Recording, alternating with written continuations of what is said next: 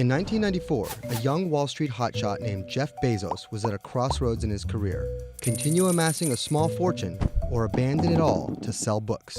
That decision would single-handedly change the history of e-commerce, publishing, film, TV, journalism, and quite possibly interstellar travel. That decision also represents a recurring theme in his life: never settle, ever. This is how Jeff Bezos took a simple idea into a garage and built one of the largest marketplaces on the planet. Jeff Bezos was born on January 12, 1964. As a child, he turned his parents' garage into a laboratory for his inventions. In his 1982 valedictorian speech, he discussed colonizing outer space and turning Earth into a giant nature preserve. Graduating from Princeton with a computer science degree, instead of going straight into tech, he had other ideas.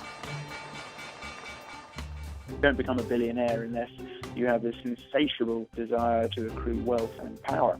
But I think he just looks at it in a way that's really different to almost anyone else I follow. That's Tom Metcalf. I'm a billionaire's reporter for Bloomberg News. You know, he's always driven by success, and Wall Street was the pinnacle for most graduates. He was a very mathematical graduate. It really fitted his almost quant-like outlook. He quickly made a name for himself. At 26, the youngest ever vice president of Bankers Trust Company. At 28, the youngest ever senior vice president of D.E. Shaw & Co. It was there that he discovered a giant untapped resource: the internet.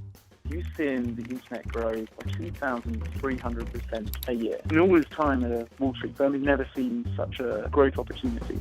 He went through a whole list of industries, and if you think about books, easy to package, hard to damage, and of course the internet offers an infinite library. D.E. Shaw did not share his optimism. For the opportunity of a lifetime, Bezos would have to leave Wall Street.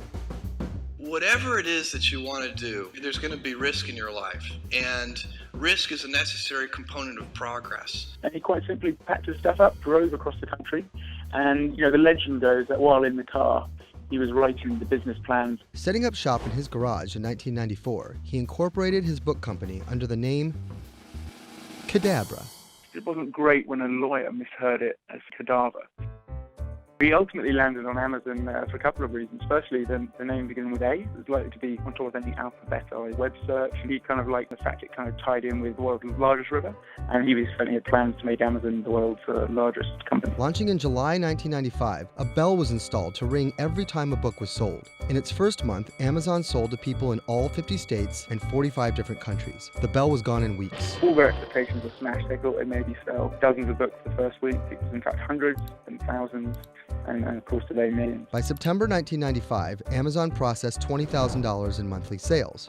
With its 1997 IPO, Amazon was valued at $400 million. By 1999, Jeff Bezos was worth $10 billion and was Time's Man of the Year. But soon after, the dot-com crash had people skeptical. Was Amazon a sustainable business, or would the bubble burst?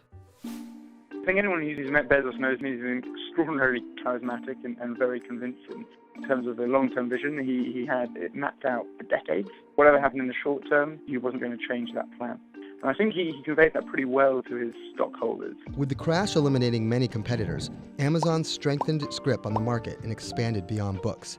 The Kindle, Alexa, Amazon Studios, and of course, Amazon Prime. What it does is really lock people into the Amazon ecosystem. They're much more inclined to be buying a lot more, word of mouth spreads.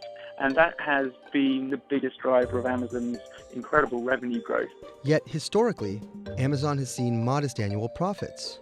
An enormous amount of cash flowing through the company, and what Bezos does is he's not returning that to shareholders, he's reinvesting that in the company, for sure in its core businesses, but also going off for these almost moonshot projects.